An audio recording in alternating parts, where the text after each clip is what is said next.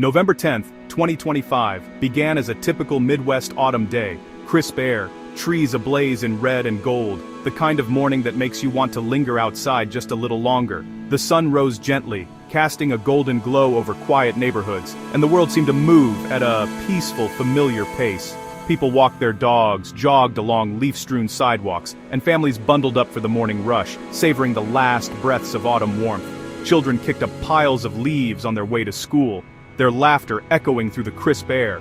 But far to the north, over the restless waters of the Great Lakes, something was stirring. No one expected what was coming. A powerful winter storm, weeks ahead of schedule, brewing with a quiet menace. The first hints came as a subtle shift in the wind, a chill that crept in beneath scarves and jackets. By midday, the sky darkened, clouds thickened, and a biting wind swept in, rattling windows and sending leaves swirling in frantic circles. The neighborhood's cheerful colors faded under the growing gloom, and a sense of anticipation settled over the town. Forecasters had warned of snow, but few anticipated the storm's intensity. Weather alerts flashed across screens, urging caution, but most believed it would be just another early dusting, nothing the Midwest hadn't seen before. The first flakes fell in the afternoon, huge, wet, and fast accumulating. They landed with a soft hiss, quickly blanketing lawns and rooftops, transforming the familiar landscape in minutes. Leaves still clung to the trees, now quickly buried under white. The weight of the snow pressed down on branches, bending them low, as if autumn itself was bowing to the inevitable arrival of winter. Within hours, autumn's colors vanished beneath a heavy snow, and unease spread. Parks that had been vibrant and alive just that morning were now silent, their beauty hidden under a thick, icy blanket. Schools considered early dismissals, commuters faced a treacherous journey home. Roads became slick and visibility dropped as headlights cut through swirling snow and drivers gripped their steering wheels a little tighter. The storm didn't wait for winter's official start. It arrived with force, demanding attention. The wind howled, snow piled up, and the world outside transformed into a swirling, unpredictable landscape. The beautiful fall everyone enjoyed was abruptly over. Benches sat empty, playgrounds deserted, and the last hints of autumn peeked out, only where the snow hadn't yet claimed them. This was more than a weather event. It was a sudden test of resilience. Neighbors came together to shovel driveways, push stranded cars, and check on the elderly, their sense of community shining through the storm. The storm's true power was just beginning to reveal itself. Trees groaned under the weight, power lines sagged dangerously, and the threat of outages loomed as night approached. November 10th would be remembered as the day autumn collided head-on with winter, a day when two seasons met in a dramatic, unforgettable embrace, and the community learned just how quickly everything can change. The storm didn't blanket the entire Midwest. It carved a narrow, intense corridor from Chicago's southern edge to northern Indiana. Cities like Gary and South Bend were hit hardest, while nearby towns saw only a dusting or rain. This was classic lake-effect snow, fueled by Lake Michigan's lingering warmth. Within this band, snow fell relentlessly, creating a sharp divide between normalcy and emergency. Major highways, I-94, I-80-90, I-65, became impassable, trapping thousands of vehicles.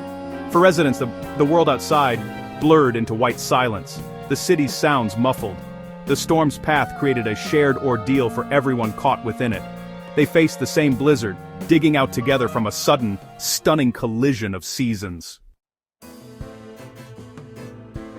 The storm's immense power was born from a phenomenon known as lake-effect snow, a dramatic process that unfolds when icy, frigid air sweeps across the surface of a warmer lake. As the cold air moves over the relatively warm water, it picks up both moisture and heat, transforming the lake into a vast engine of energy. The air, now saturated with moisture, rises and cools rapidly, causing heavy snow to fall along the lake's downwind shores. This process can turn a calm day into a blizzard in just a few hours. In early November, Lake Michigan still held on to the warmth of summer, its waters much warmer than the air above. This temperature difference was the perfect setup for a powerful storm. When a mass of Arctic air surged southward, it collided with the lake's warmth, triggering a relentless snow machine. Narrow, intense bands of snow formed, dumping several inches per hour in their path. Powerful winds funneled these snow bands directly from Chicago to South Bend, creating a corridor of whiteout conditions that stretched for miles. Lake-effect snow is usually a hallmark of deep winter, but this early November event was both rare and especially intense, catching many off guard. The extreme contrast between the icy air and the still warm lake water supercharged the storm, making it far more powerful than typical early-season snowfalls. In just a few hours, nearly a foot of snow blanketed the region, overwhelming snowplows and leaving drivers stranded on highways and city streets. Roads became impassable before most people could react, with cars abandoned and emergency services struggling to keep up. The unique geography of the Great Lakes had combined with the season's first Arctic blast to create a historic and chaotic weather event, one that would be studied for years to come. Nature's forces had aligned perfectly, unleashing a November storm of rare intensity, one that left a lasting mark on everyone who witnessed its fury. For drivers on the interstates, the storm turned routine travel into a nightmare. What began as an ordinary day quickly spiraled into chaos as the snow intensified, blanketing the roads and trapping everyone in its path. The sense of unease grew with every passing minute. As drivers realized they were at the mercy of the elements, visibility dropped to near zero. Whiteout conditions made it impossible to see the road. Headlights and taillights vanished into the swirling snow, leaving drivers disoriented and anxious, unsure of what lay ahead or behind. Accidents began almost immediately. Cars slid, trucks jackknifed, and pile-ups blocked entire highways. The sound of crunching metal and spinning tires echoed through the storm as vehicles lost control on the icy pavement. Traffic ground to a halt, stranding thousands for hours as snow piled up around them. Many found themselves stuck in their vehicles, unable to move forward or turn back, watching the snow rise higher against their doors. Some ran low on fuel, keeping engines running for warmth. Others bundled up in blankets, rationing snacks and water, hoping help would arrive before their supplies ran out. Emergency vehicles struggled to reach the scene, their lights barely visible in the storm. First responders braved treacherous conditions, inching forward to help those in need, but even they were sometimes forced to stop, blocked by the sheer number of stranded cars. The highways, designed for movement, became traps. What was once a symbol of freedom and connection now felt like a prison of ice and snow. Strangers shared information and checked on each other, united by the ordeal. Some offered food, others lent cell phones, and a sense of community emerged amid the adversity. Truckers relayed updates over radios, trying to make sense of the chaos. Their experience and calm voices became a lifeline for many, providing reassurance and vital information as the storm raged on. The storm showed how quickly nature can upend daily life. In just a few hours, the familiar became unrecognizable, and the routine turned into a test of patience and resilience. For those stuck, the memory of endless snow and helplessness would linger long after the roads cleared. The experience left a mark, a reminder of how vulnerable we can be when nature unleashes its full force. One striking feature of the storm was the size of the snowflakes, giant wet clumps, some as big as cotton balls. These massive flakes, formed by colliding ice crystals in moisture-rich air, fell fast and heavy. They quickly blanketed everything, erasing the landscape's sharp edges. For drivers, the flakes splattered windshields, overwhelming wipers and worsening whiteouts. The world outside became a surreal muffled white. Indoors, people watched in awe as the huge flakes piled up on windowsills and yards. The storm's beauty was undeniable, even as it brought danger. The sight of these giant snowflakes became a defining memory of the event.